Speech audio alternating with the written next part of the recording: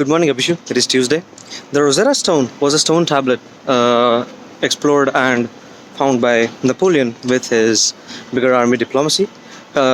He was, I think, in Egypt at the time, and they found a tablet that was uh, a part of, I think, a temple or something. I think the sources are not completely clear, or I have not looked deep enough into it. That uh, the tablet contained the same text in three different languages. So it was, I think, a local Egyptian language that was spoken at the time and written, ancient Greek, and most importantly, hieroglyphics. It's the ancient emoji, as people like to call it, and I hate that name. But it was an amazing discovery, because before this time, before finding this stone, we had no way of knowing how hieroglyphics worked. I mean, I'm still struggling trying to pronounce them. And we discovered even after the tablet that the characters in hieroglyphics were very complex. I mean, they carried a lot of context. In general, that was one of the first and still is the one of the most important discoveries into unlocking the secrets behind hieroglyphics. Now, you may wonder, why am I talking about a random Rosetta Stone? And that is because I actually saw a video by Tom Scott on the same topic. I think the video itself is probably more than 3-4 years old, but I've been doing a spree on Tom Scott videos. And I love that concept, and I love that idea of discovering something that completely changed how we view a language, because hieroglyphics before this were seen only as pictorial representations of things. I mean, try to text someone with emojis only, and you'll already understand that emojis carry a lot of meaning, a lot of context, and the same emoji can be used in 10 different places based on what you mean, right?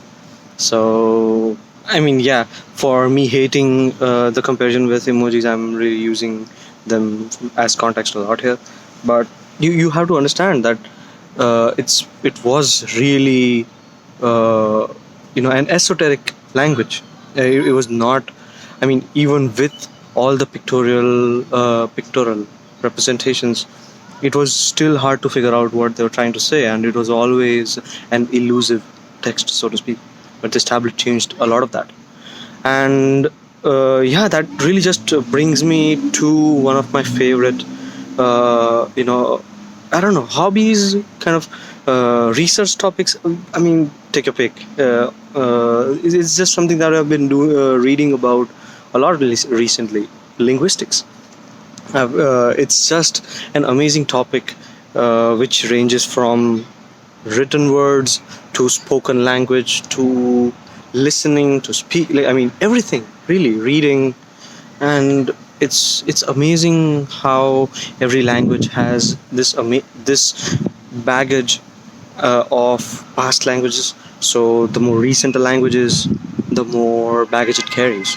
English has been derived from, I mean, there's a lot of words from Greek and Latin, but so are languages like French and German and many others. I mean, in the European continent. And that just means that, in a way, English has also derived words from languages older than it.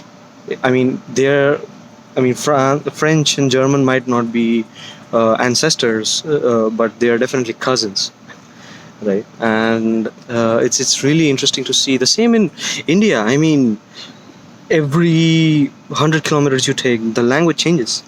Gujarati is not the same for us. I mean, I've had roommates that are from Surat. I have had friends that are from Rajkot.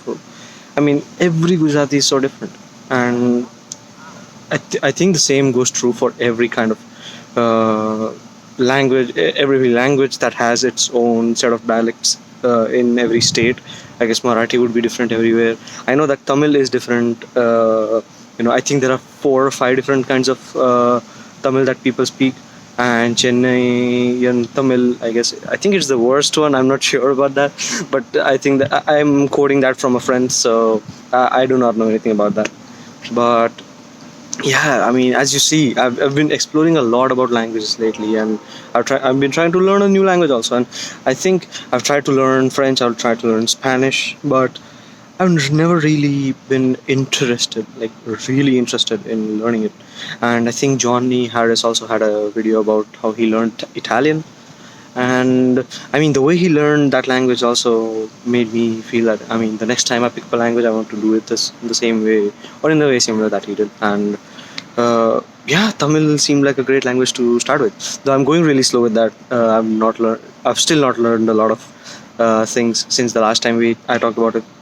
And Tom Scott in general has talked about linguistics a lot himself, so it's always nice to have a channel where he'll always just randomly talk about all these specific things about phrases or words or vowels or sounds, and it's just fun watching those videos. And I've actually started listening to a podcast called Lingthusiasm that was recommended by Tom Scott, and I think the name of the main person there is Gretchen McCullough, something like that. But I also saw a book by her in one of the bookstores that I went to recently. So I think I'm really spreading my roots now in linguistics, but I am definitely not deep enough to talk about linguistics specifically. I mean, learning about specific things and talking about specific things.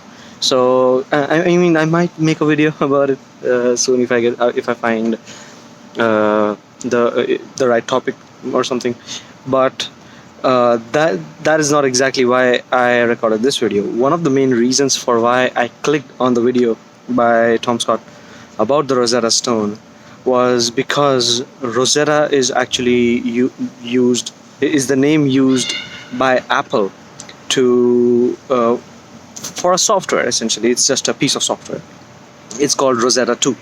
Now I'm not sure what Rosetta 1 is on Apple, or even if it exists, but Rosetta 2 is essentially just a way to convert apps that are run on Intel chips so that they are now compatible on Apple Silicon. And I mean, that's an amazing choice of name. Rosetta is the Rosetta Stone is essentially a stone tablet that can help you translate between esoteric texts, basically, and make you learn more about it. And Rosetta 2 is doing the same thing, that Apple Silicon does not understand what Intel chips speak, and Rosetta 2 helps Apple Silicon do that. And that is just one of the best ideas for a name that I could find. I think probably for a very long time. I mean, I might be wrong. I searched on Google later and saw that Rosetta is actually a city that was in. I'm not sure where it was actually. It was somewhere in Constantinople, maybe. I'm not sure. I mean, don't quote me on that at all. But the point is, the Rosetta Stone actually came from that city, and that's why it's called the Rosetta Stone. But the name of the software that translates Apple Silicon into Intel, or Intel, I guess, into Apple Silicon in this case, is Rosetta 2. And that's amazing. Come on, that's the best thing I've heard in a long time.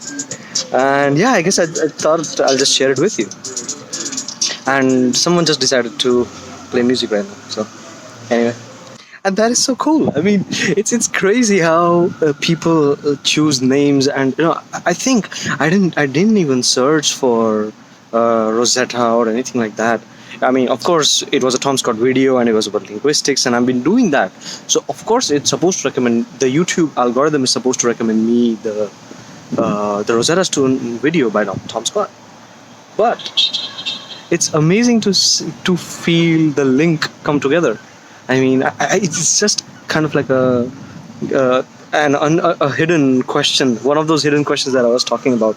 And a question that I have that I'll always just ignore after a certain point, and I'll never talk about it again. But then come up sometimes. I mean, years later. I guess this time it was months later, and yeah, solving that question uh, provides me with joy. I don't know. I mean, it's a weird thing to talk about in that way, but yeah, I thought I'd share it with you, and I'll see you on Friday then. Peace.